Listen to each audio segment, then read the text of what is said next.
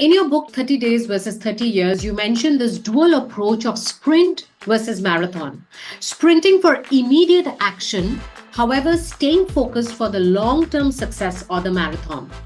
So from your experience, what have you learned about balancing this need for a quick calculated risk versus maintaining the sustainable energy for the long-term goal? We have to be deliberate in whether we're in that sprint mode or in that marathon mode.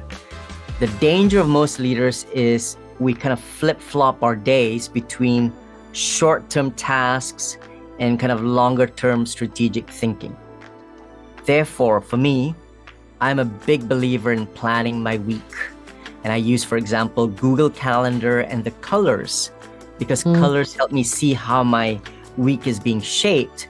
Because they're, for example, tactical things, right? Your weekly status updates, meetings, client calls, etc. Those may be dark greens and light greens, so they tend to be very short-term focused.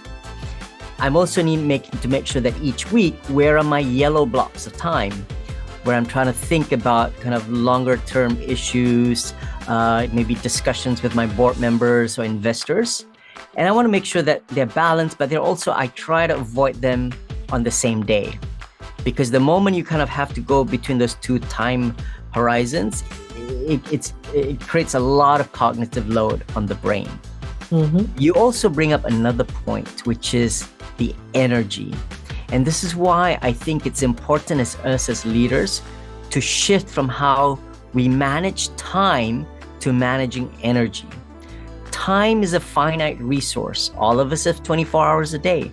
But energy is a renewable resource, right? So when we're exhausted, we're going to do one task 4 hours. But when we're recharged, that same task can only take us 1 hour. So if you don't know how to recharge, it's going to take you longer and longer to get the same amount of work done. So stay tuned for more episodes of Moments That Inspire, your go-to podcast for inputs on contemporary leadership. Thank you so much.